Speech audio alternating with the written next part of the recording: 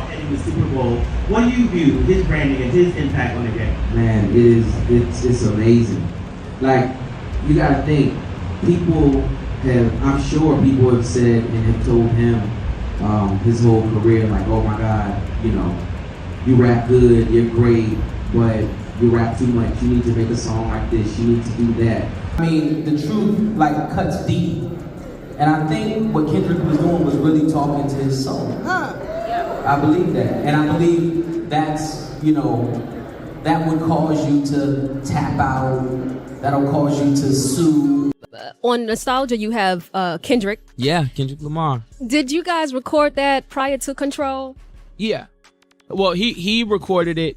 He recorded it prior to Control. The Super Bowl drama is still not over because Drake's enemies are not wasting a single moment to throw shade that he really lost it big this time. Kendrick Lamar showed up and showed out at the Super Bowl, delivering a performance that had everybody talking. With the ongoing beef between Kendrick and Drake, which I am sure has entered his second stage, and we would be hearing from Drake pretty soon. Anyways, with this ongoing beef, celebs have been picking side, and it really looks like the entire black industry is on Kendrick's side. Now, apart from LeBron James, who was pretty vocal with his Drake, two people who are now happy about this Drake downfall are none other than Drake's sworn ops, Pusha T and The Weeknd. And you know they weren't about to let Drake off easy. Right after Kendrick shut down the stage, Pusha T hopped online with a post that was a direct hit at Drake. He simply wrote, "Mission accomplished." And let's be real, that wasn't just some random message. He knew exactly what he was doing. This came right after Kendrick's record-breaking halftime show, pulling in over 126 million views, making it the most watched in history. Pusha, who's had his own legendary beef with Drake, made it clear that this was a major moment, and some fans believe he was hinting that Drake's downfall was already in motion. Then, The Weeknd chimed in. Now, he's also had tension with Drake for years, and seeing Kendrick take a shot at Drizzy on the biggest stage in the world, he wasn't about to miss out on the jokes. Drake and The Weeknd's relationship has been rocky for years, and it all started when Drake wanted to sign The Weeknd to OVO. At the time, The Weeknd was just blowing up, and Drake saw him as the perfect addition to his team. But The Weeknd had other plans. He wanted to build his own lane instead of being under Drake's shadow. Shout out to Oliver,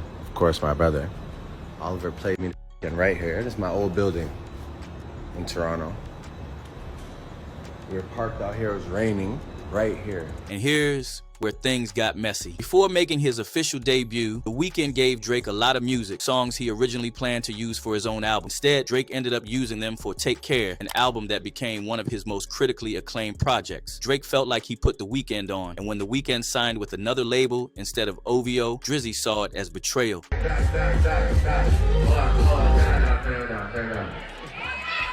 Yo, let me just say something tonight because now you need to talk shit. I was there from day one. And for years, they have been throwing sneaky shots at each other in their song. The Weeknd let it be known that he was never going to sign his life away, dissing Drake on Future and Metro Boomin's track All To Myself. Drake, being Drake, fired back with his song War, basically reminding The Weeknd who helped him come up. And if that wasn't enough, Drake even went and dated The Weeknd's ex, Bella Hadid. Back in April 2024, Amir Cash Esmailian, The Weeknd's co-manager, had his home in Encino, California, shot up in the middle of the night. A security guard took multiple hits near the property's entrance and had to be rushed to the hospital for emergency surgery. The streets started talking immediately, and a lot of people were saying the same thing. This wasn't random. Many believe this was Drake's retaliation against The Weeknd, because at this point, the tension between them had never been worse. The Weeknd had already distanced himself from Drake, thrown subliminal shots, and publicly aligned himself with Drake's biggest enemies like Kendrick Lamar. And given how the industry operates, some fans suspected that Drake was sending a message. However, nothing was ever confirmed. We're following breaking news. A security guard has been shot in Encino, and we now know the home has ties to the artist The Weeknd. Scott Reif live in Air 7 HD with details. Scott. Yep, Rachel, this is the home in question. Now, you see the emblem there on the basketball court. That's a record label of The Weeknd. And then you see the guard shack. But here's where it gets even wilder. While the Drake versus Kendrick beef was at its peak, Drake's own mansion in Toronto became the target of a drive-by incident. This just weeks after The Weeknd's camp got hit. Call it coincidence or retaliation, it's up to you. And instead of making people sympathize with Drake, the conspiracy theories went through the roof. Many people seriously believe Drake set up the drive-by himself as a cover-up to throw people off. They thought it was his way of masking any alleged involvement in the Weeknd situation. Like, if my own place got hit, how could I be responsible? Breaking news out of Canada, rapper Drake's mansion is at the center of a Investigation right now. Police in Toronto say one man was shot and is in the hospital. It comes as the rapper has been in the news for a highly contentious, very public, weeks-long feud with another rapper, Kendrick Lamar. So when The Weeknd saw Kendrick take a shot at Drake during the Super Bowl, he wasn't about to stay quiet. According to reports, The Weeknd believes this is Drake's karma finally catching up to him for all the bridges he has burned. Meanwhile, Drake's response has been messy. Instead of handling the situation head on, he's out here making reckless moves, and people are saying he's spiraling. First, he's been going at Universal Music Group hard. He just sued them for allegedly boosting Kendrick's Not Like Us numbers, claiming they conspired to make the song go viral. Drake's out here saying Lucian's been plotting against him, but honestly, that don't make sense. Lucian and UMG basically made Drake their golden boy for years. He was their cash cow, no cap. Fans are trying to spin this lawsuit like it's some revolutionary move, like Drake's out here fighting for the little guy, for independent artists. Now we turn to rapper Drake, suing his own music label, Universal Music, over the label's promotion of a Kendrick Lamar track, which he says includes false, defamatory, and dangerous accusations. But let's keep it a buck. Drake didn't have a problem being Lucian's favorite when it benefited him. He had flexing all these special privileges, name-dropping Lucian in songs like he was untouchable, acting like his deal was different from everyone else's. Mars is on my head. Top 5 times Drake mentions Lucian Grange. He does it 4 times from what I can remember, but we're gonna sneak in a 5th because Travis does it on this one. Let's get it. Lucian even confirmed it in an interview, saying whenever Drake needed a bigger budget, they were ready to give it to him. But now, after Kendrick basically finished him at the Super Bowl, Drake's playing the victim, trying to turn this whole situation into a fight against the industry. Kanye West even called it out, saying Drake's got a rich baby daddy in Lucian Grange, flexing that UMG power. Drake has a rich baby daddy named Lucian and Universal. Wow.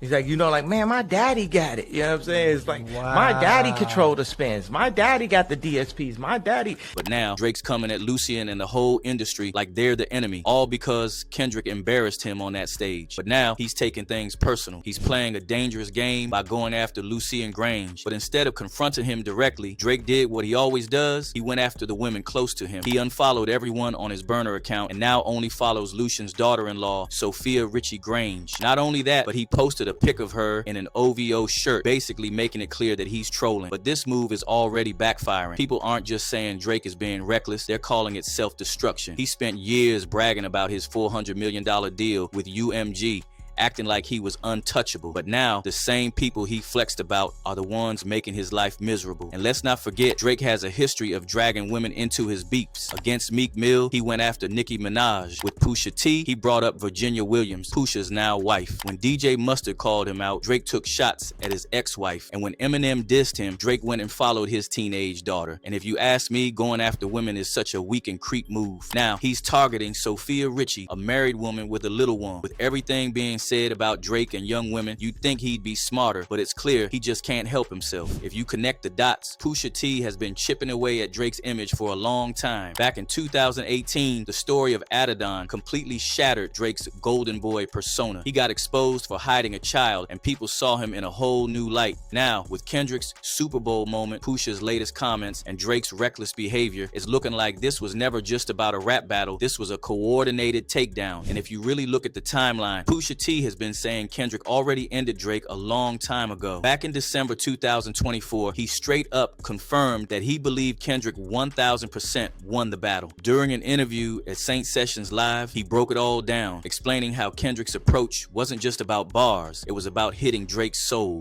Do you agree with the people that Kendrick won the battle? 1000%.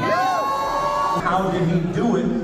And then we'll get to your part, because he talked about you, but I want to let you speak on it in general first. Pusha made it clear that Drake wasn't just losing a rap beef, he was losing because the truth hurts. He basically said that when somebody comes at you with facts so raw, it makes you tap out, or in Drake's case, sue. And let's be real, Drake did end up running to the courts instead of responding directly. I think that Kendrick is a lyricist, and a lyricist that talks to your soul.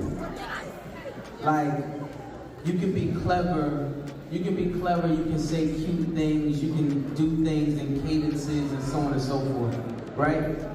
But the truth really hurts.